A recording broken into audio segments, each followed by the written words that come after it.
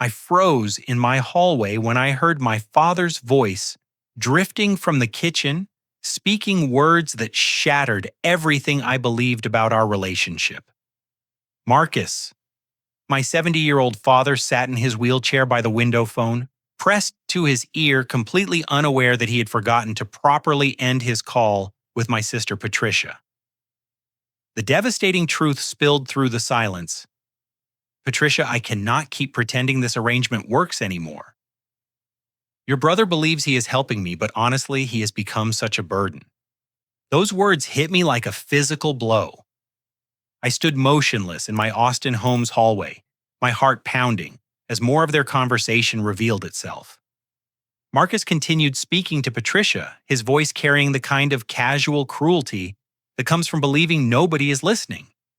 Living here and watching him hover over me like I am dying has become unbearable, he said, adjusting his position in the wheelchair I had purchased after his stroke 6 months earlier.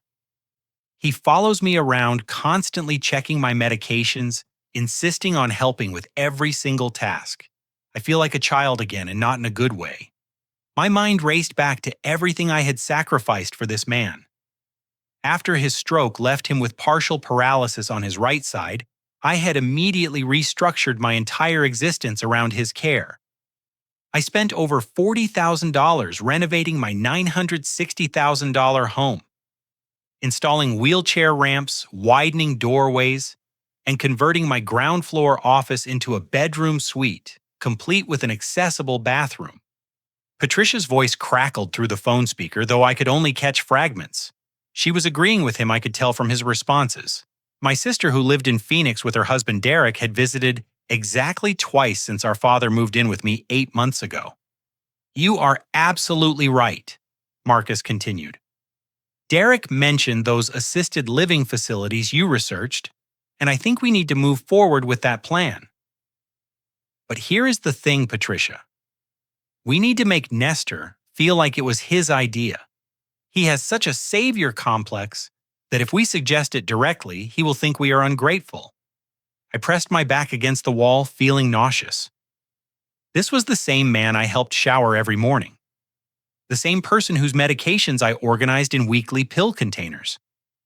The same father I had given up dating for because my girlfriend Sarah felt neglected and ended our 2-year relationship. The timing is perfect with your European vacation coming up, Marcus said. We can execute everything while you and Derek are touring France and Italy.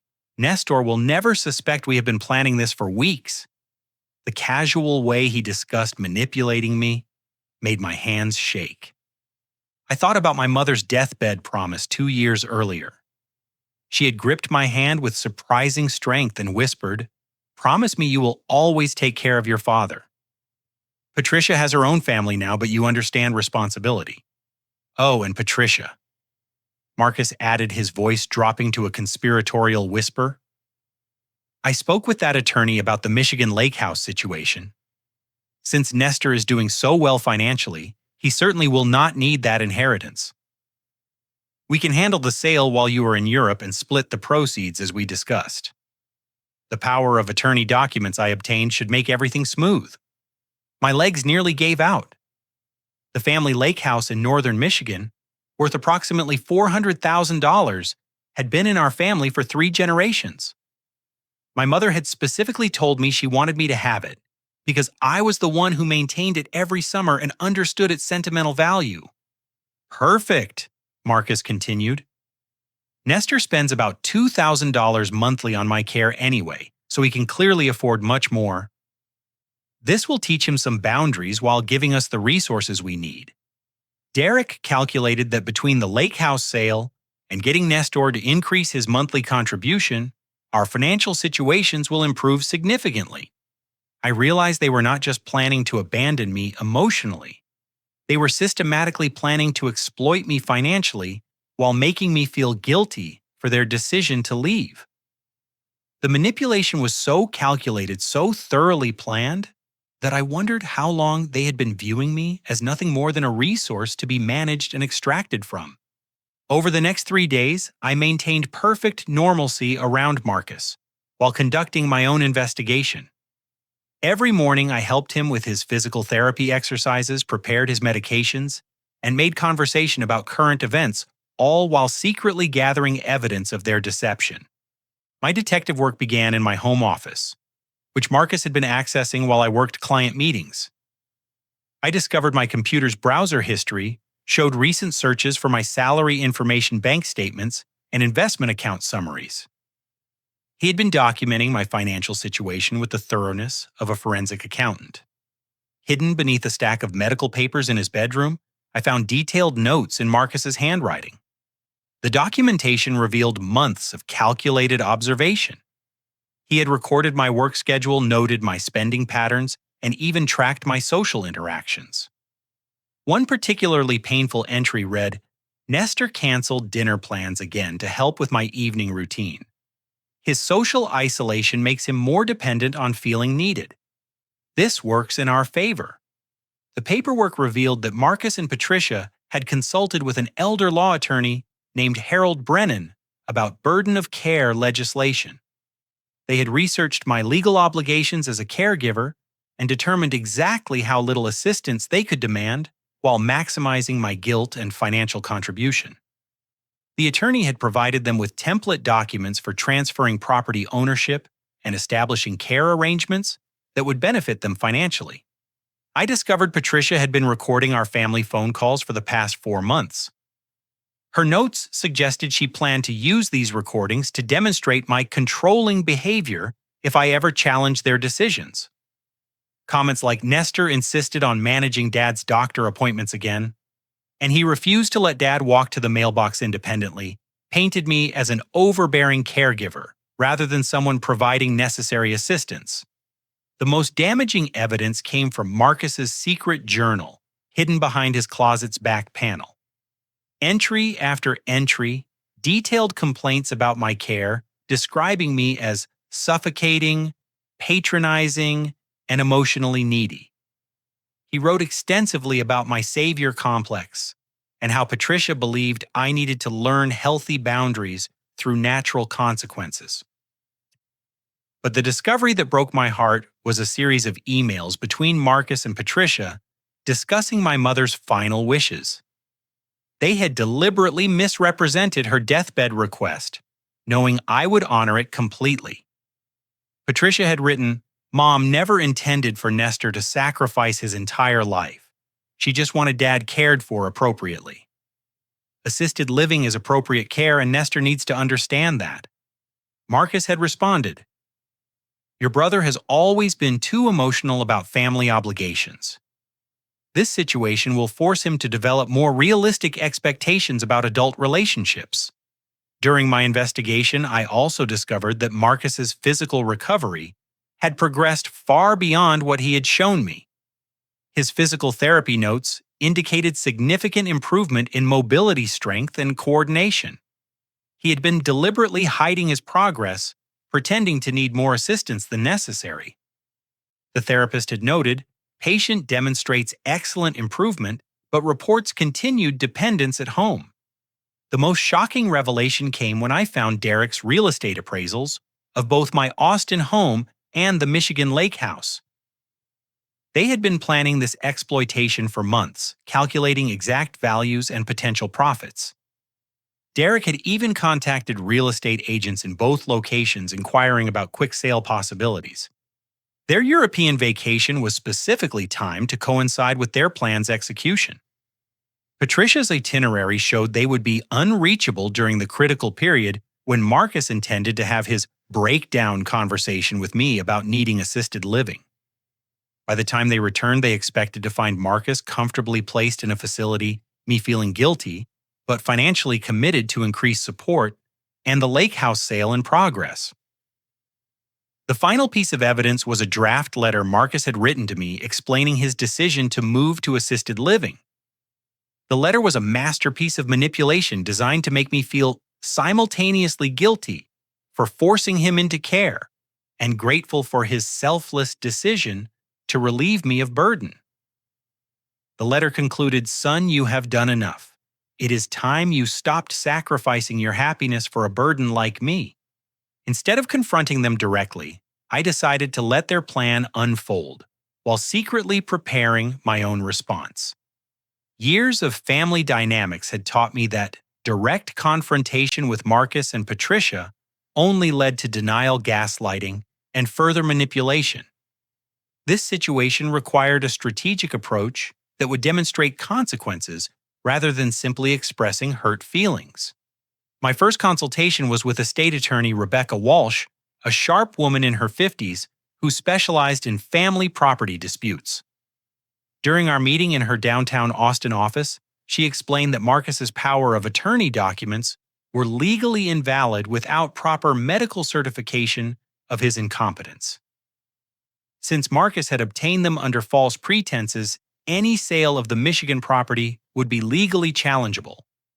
Your father cannot transfer property that belongs to you through inheritance without your explicit consent, Rebecca explained, reviewing the documentation I'd copied. These documents he has created would not hold up in any court, especially given the evidence of deliberate deception you have provided. My next stop was real estate agent Jennifer Torres, who had built her reputation on rapid property transactions for relocating professionals. Jennifer was a dynamic woman with extensive experience in Austin's competitive housing market. After reviewing my home's features and location, she confirmed that my property would sell quickly in the current market. With the tech industry boom continuing in Austin, homes in your neighborhood typically sell within 2 weeks of listing, she said, walking through my accessibility modifications. Ironically, the wheelchair accessibility features you added will actually increase the property value. There is strong demand for accessible housing. Financial advisor Thomas Bradley provided the roadmap for my asset liquidation strategy. His downtown office overlooked Lady Bird Lake, and his calm demeanor helped me think clearly about complex financial decisions. Thomas had helped several clients through major life transitions and understood the emotional challenges involved. Liquidating your investment portfolio for relocation is entirely feasible, he explained, pulling up my account summaries. Your diversified holdings can be converted to liquid assets within 72 hours without significant penalty. The key is timing the transactions to minimize tax implications. My conversation with boss Michelle Parker proved surprisingly straightforward. Michelle had built our software development company's remote work policies specifically to retain talented employees facing life changes. During our meeting in her glass-walled office, she immediately understood the situation's urgency. Nestor, you have been one of our most reliable architects for 5 years, she said. Transitioning you to full remote work actually benefits us because you can take on clients in different time zones. Where are you thinking about relocating? Denver. I replied, having researched the city's growing tech scene and affordable living options. The mountain proximity appeals to me, and the cost of living will allow me to rebuild my savings. Michelle nodded approvingly. Denver has an excellent tech community, and several of our clients have operations there. This transition could actually advance your career rather than disrupt it. During this planning phase, I realized that my family situation reflected a lifelong pattern I had never clearly recognized. Growing up, I had always been the responsible child who stayed home to help with chores, while Patricia attended social events. In high school, I worked part-time jobs to contribute to family expenses, while Patricia received money for clothes and activities. Even during our mother's final illness, I had been the primary caregiver, while Patricia visited occasionally and made suggestions about treatment options. When our mother died, I handled all the funeral arrangements and estate paperwork, while Patricia grieved and received sympathy from relatives. The pattern was clear: I gave, they took, and everyone considered this arrangement normal and appropriate. My mother's deathbed promise had not been about ensuring Marcus received care. It had been about ensuring I would continue my role as the family's primary giver while others continued their roles as receivers. This realization transformed my hurt feelings into cold determination. I was not abandoning my father. I was refusing to participate in a relationship built on deception and exploitation. Marcus would receive excellent care in a professional environment where his improving health would be properly supported rather than hidden. The most disturbing discovery during this period was learning that Patricia had been telling extended family members that she was worried about my mental health because I had become obsessed with caring for our father. She had been building a narrative that portrayed me as unstable, potentially laying groundwork for challenging my competency if their manipulation plan failed. Cousin Linda from San Antonio called me unexpectedly, mentioning Patricia's concerns about my isolation and fixation on Dad's care. Uncle Robert from Houston had received similar warnings about my emotional state and my tendency to take on too much responsibility. Patricia was not just planning to exploit me financially. She was systematically undermining my reputation within our extended family, ensuring that when their plan succeeded, relatives would view the outcome as necessary intervention rather than betrayal and manipulation. This revelation eliminated any remaining doubt about my decision. I was not dealing with family members who loved me, but had different perspectives about caregiving. I was dealing with people who viewed me as a resource to be managed, controlled, and ultimately exploited for their benefit. The week before Patricia's departure for Europe, I implemented my plan while maintaining complete normalcy around Marcus. Every morning, I continued our established routine, helping him shower, preparing his breakfast of oatmeal with fresh berries, and organizing his daily medications in the blue plastic container he preferred. My asset liquidation proceeded with military precision. Jennifer Torres listed my home as immediate sale needed for job relocation, and within 3 days we had 2 competing offers above asking price. The winning bid came from a young family whose disabled grandmother would benefit from the accessibility features I had installed. Meanwhile, Thomas Bradley executed the financial transfers flawlessly. My investment portfolio converted to liquid assets without triggering any penalties, and new accounts opened at Denver Community Bank under my Social Security number only. For the first time in 8 months, no family member would have access to my financial information. Marcus continued his performance during this period, increasing his complaints about my care to establish justification for his planned intervention. He criticized my meal preparation, claimed his physical therapy was too aggressive, and made pointed comments about young people needing their own lives instead of hovering over old folks. "Nestor, you have been working so hard lately," he said over dinner Tuesday evening. "Maybe you should consider taking some time for yourself, finding someone special to spend time with. I worry that you are missing out on important experiences because you feel obligated to take care of me." The manipulation was textbook perfect. He was planting seeds for the conversation where he would suggest assisted living as a selfless gift to my future happiness. I nodded sympathetically and thanked him for his concern, knowing he was following a script he and Patricia had rehearsed. During this period, I made the final arrangements for Marcus's transition to Sunshine Manor, a highly rated assisted living facility in Northwest Austin. The facility director, Carmen Rodriguez, was a compassionate woman who understood complex family dynamics and assured me that Marcus would receive excellent care.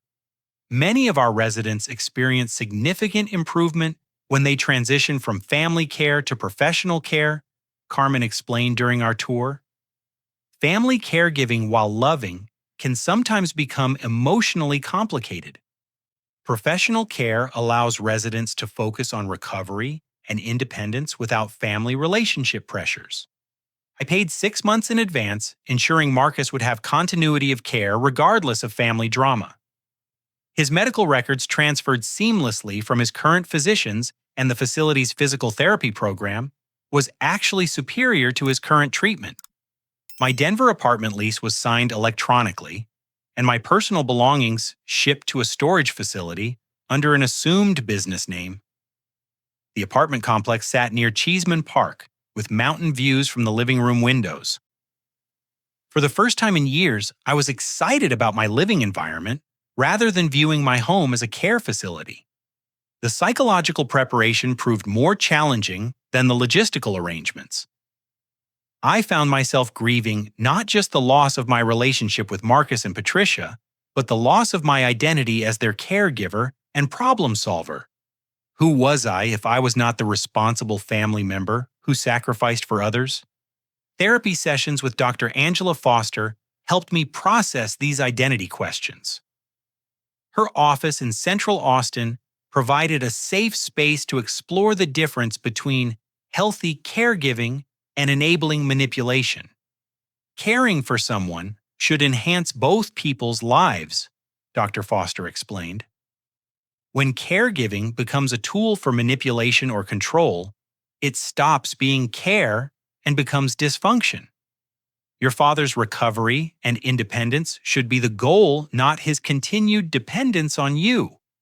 During our final phone conversation before leaving for Europe, Patricia's excitement was palpable. She described their itinerary in detail: 3 days in Paris, 4 days touring the French countryside, a week in northern Italy, and a final weekend in Rome. Dad seems more positive lately, she mentioned casually. I think he is finally adjusting to the living situation. Maybe by the time we get back, you two will have figured out a good long-term arrangement. I agreed enthusiastically, knowing she was referring to their plan to convince me to increase my financial support while moving Marcus to assisted living. She had no idea that I was planning my own version of a good long-term arrangement. Marcus's secret phone calls with Patricia increased during her final days before departure. I could hear him in his room speaking in hushed tones about timing and making sure everything goes smoothly. They were coordinating the final details of their manipulation plan, unaware that I was coordinating my own plan with equal precision. The night before Patricia's departure, Marcus made an unusual effort to connect with me emotionally. He reminisced about my childhood, mentioned how proud our mother would be of my caregiving dedication, and expressed gratitude for my sacrifices. "You know, son," he said, as I helped him prepare for bed, "I have been thinking about how much you have given up for me. Your relationship with Sarah, your social life, even career opportunities. I want you to know that I recognize your sacrifices, and I do not take them for granted." The conversation was perfectly designed to increase my guilt before their planned intervention. He wanted me emotionally vulnerable and grateful for his acknowledgement of my sacrifices, making me more likely to accept his selfless suggestion about assisted living. I thanked him for his words and assured him that caring for him had been meaningful to me. This was actually true. Caring for him had been meaningful, which made his betrayal particularly devastating. But I had learned the difference between being appreciated and being exploited. That night, as Marcus slept in the bedroom I had created for him, I sat in my kitchen writing the letter I would leave for Patricia. The letter needed to be factual rather than emotional, educational rather than accusatory. They needed to understand the consequences of their actions without being able to dismiss my response as emotional overreaction. The morning Patricia and Derek departed for Europe, I stood in my driveway waving goodbye as their taxi pulled away. Patricia's final words to me were, "Take care of yourself and Dad while we are gone. We will have so much to talk about when we get back." Indeed we would. The next 48 hours unfolded with choreographed precision. Professional movers arrived at 7 a.m. sharp, efficiently packing and loading my belongings, while Marcus assumed they were there for routine home maintenance. The team leader, Miguel Santos, had extensive experience with sensitive relocations and maintained complete discretion throughout the process. Marcus spent the morning in his room avoiding what he assumed was construction noise. He had no idea that his entire living environment was being systematically dismantled around him. At 10 a.m., transportation arrived from Sunshine Manor. Carmen Rodriguez accompanied the transfer team, bringing warmth and professionalism to what could have been a traumatic transition. Her presence ensured that Marcus understood he was moving to quality care rather than being abandoned. I sat down with Marcus in his bedroom, surrounded by the familiar furniture and family photos that would soon relocate with him to his new living space. His medical equipment accessibility aids and personal belongings were already packed and ready for transfer. Marcus. I began using his first name rather than calling him Dad. I need to explain some changes that are happening today. His initial reaction was confusion rather than alarm. What kind of changes, son, is this about the noise in the house? 2 days ago, I overheard your telephone conversation with Patricia about your plan to manipulate me into increasing my financial support while you moved to assisted living. I heard you describe me as a burden and discuss selling the Michigan Lake house without my knowledge. The color drained from his face. He started to speak, but I continued. I have arranged for you to move to Sunshine Manor today, where you will receive professional care in a community environment. The house has been sold, and I am relocating to Denver for career opportunities. Your belongings are packed and ready to transfer with you. Nestor, wait, he said, reaching for his bedside phone. There has been some misunderstanding. Let me call Patricia and we can sort this out. Patricia is somewhere over the Atlantic Ocean right now, I replied calmly. Even if you could reach her, this situation is not a misunderstanding. It is the logical consequence of choices you and Patricia made together. I handed him the detailed letter I had prepared outlining the financial investment I had made in his care over the past 8 months. The document included receipts for home modifications, medical equipment accessibility features, and my time investment calculated at my professional hourly rate. This letter explains everything you need to know about the care you have received and the new arrangement I have made for your continued care. Sunshine Manor has been paid for 6 months in advance, and your medical team has transferred all your records for continuity of treatment. Marcus's manipulation training kicked in immediately. Son, I think you misunderstood what you heard. Patricia and I were just discussing options, trying to figure out what would be best for everyone. We never meant to hurt you. Marcus, I said firmly, I have documentation of your journal entries, recordings of multiple conversations, evidence of your research into my financial situation, and proof that you have been hiding your physical recovery progress. This was not a casual conversation about options. This was a calculated plan to exploit my sense of obligation while benefiting financially from my labor. The assisted living transport team knocked gently on the bedroom door. Carmen Rodriguez entered with her characteristic combination of authority and compassion. Mr. Marcus, she said warmly. I am Carmen Rodriguez from Sunshine Manor. We are ready to help you transition to your new home. I understand this feels sudden, but I want to assure you that we have excellent care programs and a wonderful community of residents who I think you will enjoy meeting. Marcus looked desperately between Carmen and me, realizing that this was actually happening. Nestor, please. Can we talk about this privately? I think we can work things out as a family. We tried working things out as a family, I replied. The result was that you and Patricia developed a plan to manipulate and exploit me while making me feel guilty for caring about you. Professional care will give you the independence and community support you actually need. As the transport team prepared Marcus for departure, he broke down completely.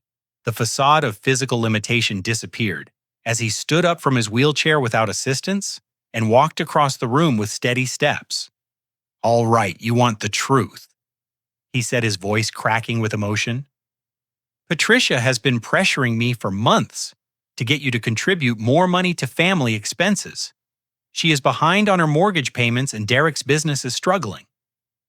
The burden comment was her suggestion supposed to make you feel guilty enough to increase your support. He sat down heavily on his bed, looking older and more fragile than I had seen him since his initial stroke. I never wanted to leave here, Nestor. I never wanted to hurt you. But Patricia kept saying you needed to learn boundaries, that caring for me was keeping you from having a real life. Patricia was right about one thing, I said quietly. I did need to learn boundaries. I needed to learn the difference between caring for someone and enabling them to exploit me. Today, I learned that difference. Carmen Rodriguez stepped forward with professional kindness. Mr. Marcus, many families experience complex emotions during care transitions. At Sunshine Manor, we have counselors who specialize in helping residents process these feelings and rebuild healthy family relationships. This transition might actually strengthen your relationship with your son over time. Marcus nodded slowly, tears rolling down his cheeks. Nestor, I am sorry. I am truly sorry. Your mother would be ashamed of how I have treated you. Mom would be proud that I learned to take care of myself the same way I learned to take care of others, I replied. And she would be proud that you are getting the professional care and independence you actually need, rather than remaining dependent in an unhealthy situation. As Marcus left for Sunshine Manor, accompanied by Carmen's professional team, I felt a complex mixture of sadness and relief. The last 8 months had been emotionally exhausting, but they had also taught me valuable lessons about the difference between love and manipulation, between healthy caregiving and enabling dysfunction. The empty house echoed strangely as the final moving truck pulled away. My neighbors John and Susan Williams came over to express surprise at the sudden move, but respected my privacy when I explained it was related to family circumstances and career opportunities. That evening, I loaded my car for the drive to Denver. The mountains ahead represented more than just a change of scenery. They represented the broader perspective I had gained on family relationships, personal boundaries, and the difference between sacrificing for others and sacrificing myself. The drive from Austin to Denver took 12 hours, including stops for gas meals and moments to appreciate the changing landscape as Texas hills gave way to Colorado mountains. My car was packed with the few personal belongings I had kept, clothes, my laptop, family photos from happier times, and a small collection of books my mother had given me over the years. Crossing into Colorado, I felt something shift inside my chest. For the first time in 8 months, I was making decisions based entirely on my own needs and preferences rather than adapting to someone else's limitations or manipulations. The mountain air through my open windows carried a freshness that seemed to penetrate deeper than my lungs. My Denver apartment exceeded my expectations. Located near Cheeseman Park, the second-floor unit had large windows facing the Rocky Mountains and enough natural light to make working from home genuinely pleasant. The building's modern amenities contrasted sharply with my previous life as a caregiver, where my home had functioned primarily as a medical facility. Setting up my workspace felt symbolic. My desk faced the mountain view, rather than being positioned to monitor someone else's activities. I could arrange my schedule around productivity peaks rather than medication times and therapy appointments. Conference calls could happen without worrying about background noise from medical equipment or television programs. My first week in Denver brought unexpected productivity at work. Without the constant interruption of caregiving responsibilities, I completed projects with focus and creativity that had been missing for months. Michelle Parker noticed immediately during our video call. "Nestor, your energy seems completely different," she observed during our weekly check-in. "The client presentations you submitted this week are some of your best work in years. How are you adjusting to the relocation?" "Better than I expected," I replied honestly. Removing the stress from my living situation has made me remember why I love this work. Meanwhile, Marcus was adjusting to life at Sunshine Manor with results that surprised both of us. Carmen Rodriguez called after his first week to provide an update that challenged many of my assumptions about his care needs. "Mr. Marcus has integrated into our community remarkably well," she reported. "His physical therapy progress has accelerated dramatically now that he is not hiding his improvement.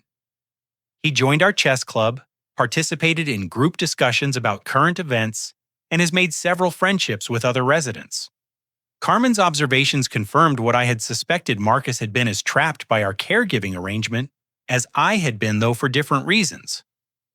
The pressure to appear needier than he actually was had prevented him from pursuing the independence and social connections that would have supported his recovery. "He asks about you regularly," Carmen continued. not in a manipulative way, but with genuine concern about your well-being. I think this separation has given him perspective on how the family dynamics were affecting everyone involved. Patricia's voicemails from Europe provided an interesting contrast to Marcus's growth. Her messages left during their travels through France and Italy revealed her complete confidence that their manipulation plan was proceeding as scheduled. Having such a wonderful time in Paris, her first message bubbled with excitement. The museums are incredible, and Derek found the most charming restaurant near Notre Dame. Hope you and Dad are doing well. See you soon. Her messages continued throughout their vacation, describing romantic dinners in Tuscany, scenic drives through the French countryside, and shopping expeditions in Rome.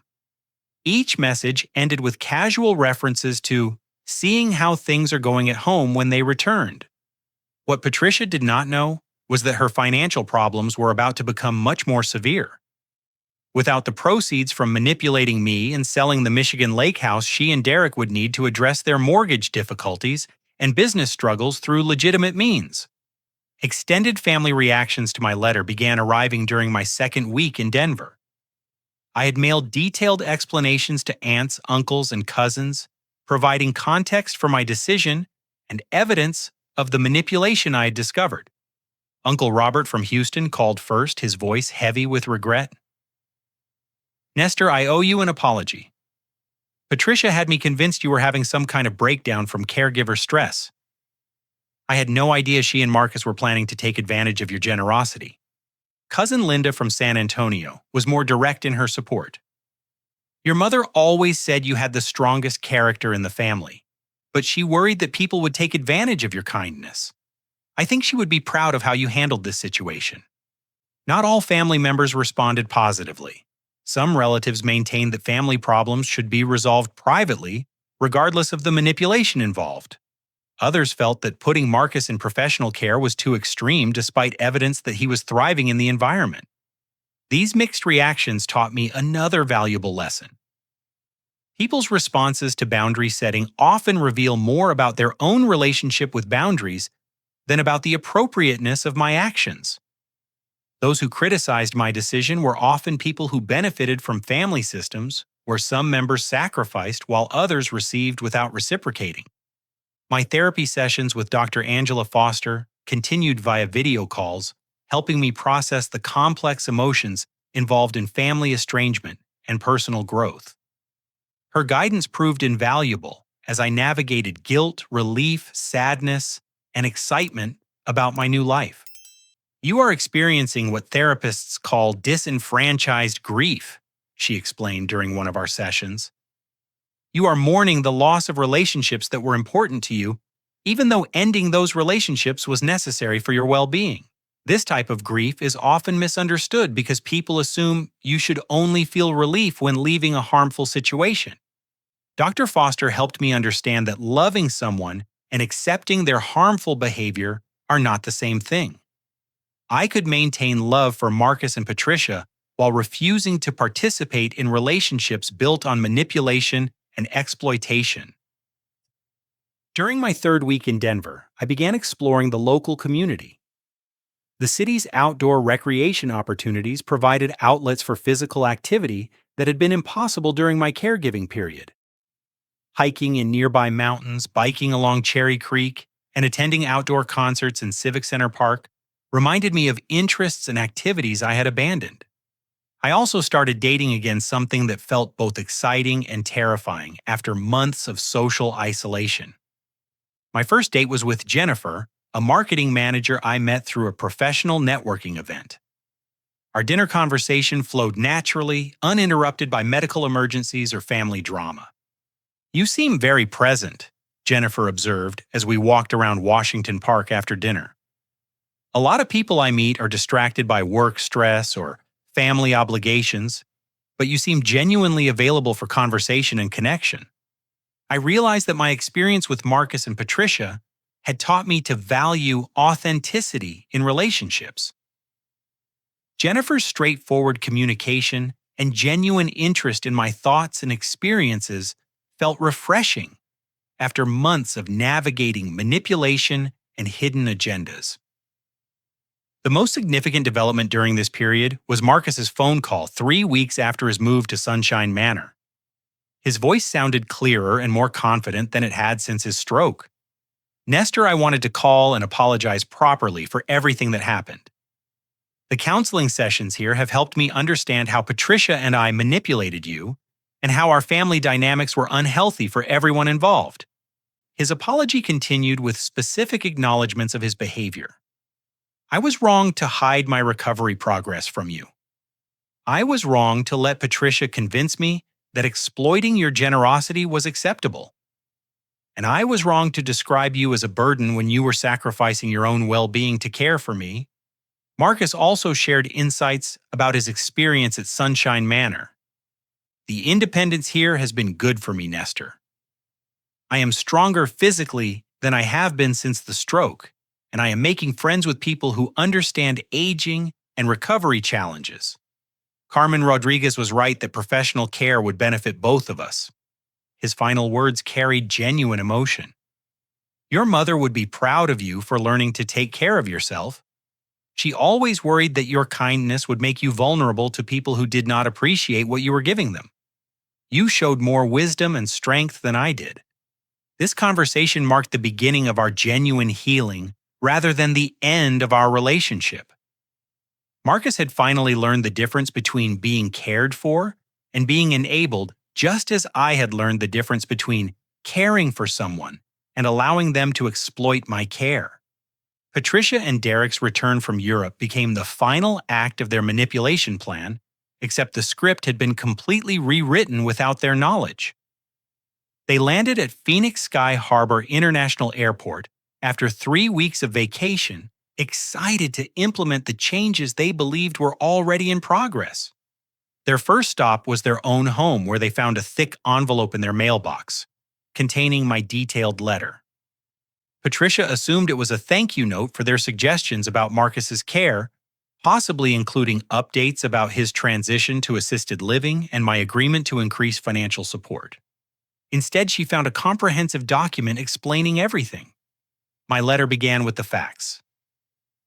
On Tuesday, March 15th, I overheard your phone conversation with our father. When he forgot to properly disconnect his call, I heard him describe me as a burden and discuss your plan to manipulate me into increasing my financial contributions while moving him to assisted living. The letter continued with detailed evidence copies of Marcus's journal entries, documentation of their attorney consultations, evidence of Derek's unauthorized property appraisals, and transcripts of recorded conversations where they discussed their manipulation strategy. I have arranged for Marcus to receive professional care at Sunshine Manor, where his recovery has progressed remarkably well. He is stronger, more independent, and happier than he was while living in my home. The facility has been paid for 6 months in advance, and his medical care continues seamlessly. Patricia's hands probably shook as she read about my relocation. I have sold my home and relocated to Denver for career advancement opportunities. The proceeds from my house sale have allowed me to restart my life without the financial burden of supporting family members who view my assistance as an obligation rather than a gift. The letter's conclusion addressed the broader family dynamics. This experience has taught me the difference between healthy family relationships and manipulative ones. Healthy relationships involve mutual respect, honest communication, and genuine appreciation. Our family relationship involved me giving while you and Marcus took with manipulation used to maintain this imbalance. But I saved the most important message for the end. Marcus is thriving in professional care. I am thriving in my new life, and you now have the opportunity to address your financial difficulties through your own resources rather than exploiting mine. Everyone has benefited from this change, even if it was not the change you planned. Patricia's first reaction was to drive immediately to Austin, where she discovered that Marcus's key no longer worked in the lock of my former home. The new owners, the young family with the disabled grandmother, were confused by Patricia's frantic explanations about needing to check on her father who lived there. I am sorry, but the previous owner moved out 3 weeks ago, the wife explained kindly. He mentioned that his father had transitioned to assisted living, but he did not provide any forwarding address. Patricia's next stop was Sunshine Manor, where Carmen Rodriguez professionally but firmly explained the facility's visitor policies. Mr. Marcus has requested that visits be scheduled through our family services coordinator, and he has specifically asked for time to process recent family changes before receiving visitors. I am his daughter, Patricia insisted. I need to see him immediately. I understand your concern, Carmen replied.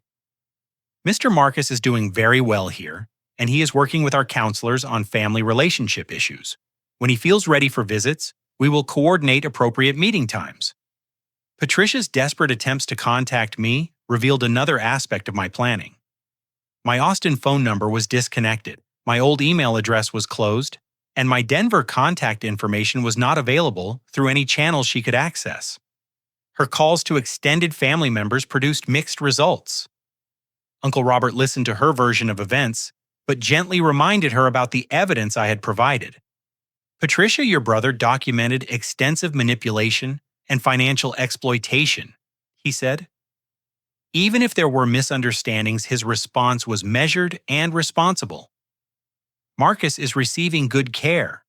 Nestor is building a successful life, and you have the opportunity to rebuild relationships based on honesty rather than manipulation. Cousin Linda was more direct. Patricia, you and Marcus plan to exploit Nestor's generosity while making him feel guilty for your decision to leave. He outsmarted you and provided better solutions for everyone involved. Maybe it is time to focus on solving your own problems instead of expecting other family members to solve them for you. The most painful conversations for Patricia were probably the ones with friends and neighbors who had witnessed my caregiving dedication. These people had seen me consistently prioritize Marcus's needs over my own social life, career advancement, and personal relationships. Nestor was such a devoted son. Our former neighbor Susan Williams told Patricia when she called seeking information, he gave up everything to care for your father. I cannot imagine what would make him leave suddenly unless something very serious happened. During this period, Marcus and I began rebuilding our relationship through weekly phone calls and occasional video chats.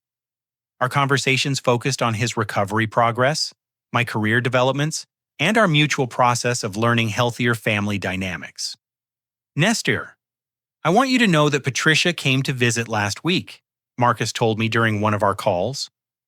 She was very upset and wanted me to convince you to come back to Austin and resume the old arrangement. How did that conversation go? I asked. I told her that the old arrangement was unhealthy for both of us, Marcus replied. She did not want to hear that, but Carmen Rodriguez helped mediate the conversation and explained how much stronger and happier I have become since moving here. Marcus also shared insights about Patricia's financial situation. She and Derek are facing foreclosure proceedings on their house. She wanted me to co-sign a loan using the Michigan Lake House as collateral, but I explained that the property belongs to you according to your mother's will. 6 months after my move to Denver, I received an unexpected letter from Patricia. Her handwriting looked shaky, and her tone was dramatically different from her previous communications. Nestor, I know I have no right to ask for forgiveness after what Marcus and I plan to do to you. The counseling sessions at Sunshine Manor have helped both of us understand how manipulative and unfair our behavior was toward you. Patricia's letter continued with specific acknowledgments. You sacrificed your relationship with Sarah, your social life, and career opportunities to care for Dad while I traveled and focused on my own problems. Instead of appreciating your dedication, I encouraged Dad to exploit your sense of responsibility. The letter revealed the consequences of their choices. Derek's business failed completely, and we lost our house last month. We are living with Derek's parents while we figure out our next steps. I realize now that instead of trying to exploit your success, I should have asked for help directly or found ways to solve our problems independently. Patricia's conclusion surprised me. Marcus is happier and healthier than he has been since his stroke.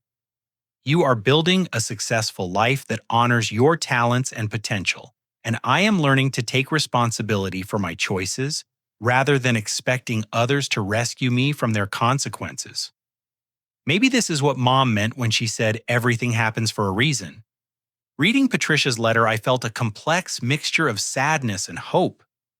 Sadness for the pain we had all experienced, but hope that genuine understanding might eventually lead to authentic family relationships based on mutual respect rather than manipulation. My life in Denver continued to flourish in ways that surprised me. My work performance earned a significant promotion and salary increase. My relationship with Jennifer developed into a genuine partnership built on honest communication and shared interests. I joined a hiking club, took photography classes, and rediscovered hobbies that had been impossible during my caregiving period. Most importantly, I learned to trust my instincts about relationships. The experience with Marcus and Patricia taught me to recognize manipulation patterns early and respond with boundaries rather than increased accommodation. This skill proved valuable in all areas of my life, from professional relationships to friendships to dating. One year after leaving Austin, I invited Marcus to visit Denver for a weekend. His physical therapy progress had been remarkable, and his emotional growth was even more impressive. We spent the weekend hiking easy mountain trails, visiting museums, and having the kinds of honest conversations that had been impossible during our previous living arrangement. "Nestor, I want to thank you for making the difficult decision that none of us could make," he said as we watched the sunset from Red Rocks Park. "If you had not forced this change, I would still be hiding my recovery progress, and you would still be sacrificing your life for someone who was taking advantage of your love."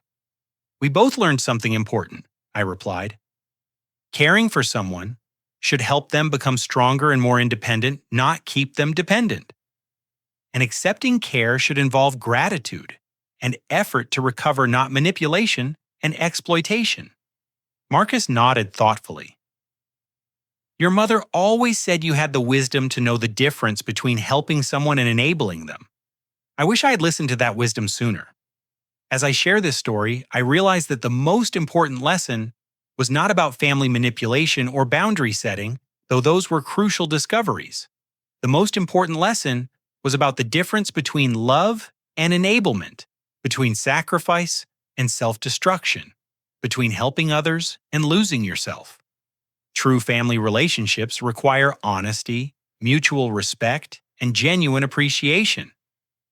When someone shows you through their actions and private words that they do not respect your sacrifices, believe them. When people treat your generosity as an obligation rather than a gift, they have revealed their character clearly. But the story does not end with cutting people off or protecting yourself from exploitation. The story ends with creating space for people to grow, change, and earn their way back into authentic relationships based on mutual respect rather than historical patterns of manipulation. Marcus and I now have a better relationship than we ever had before, because it is based on honesty rather than guilt, appreciation rather than exploitation, and mutual care rather than one-sided sacrifice. Patricia and I maintain distant but cordial contact as she continues working on her personal growth and financial independence. Sometimes the greatest act of love is refusing to enable someone's dysfunction, even when that refusal is initially misunderstood or resented. Sometimes caring for others requires that you first learn to care for yourself with the same dedication you have shown others. Have you ever found yourself sacrificing so much for others that you lost sight of your own worth and needs? How do you tell the difference between healthy caregiving and enabling manipulation in your own relationships? I would love to hear your thoughts and experiences in the comments below. Thank you for listening to my story and for supporting this channel by sharing these experiences with others who might benefit from hearing them. If this story resonated with you, please like this video, subscribe for more real-life stories about family relationships and personal growth, and share it with anyone who might be struggling with similar boundary issues in their own families. Remember that learning to value yourself is not selfish.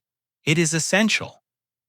And sometimes the people who benefit most from your boundaries are the same people who initially resist them.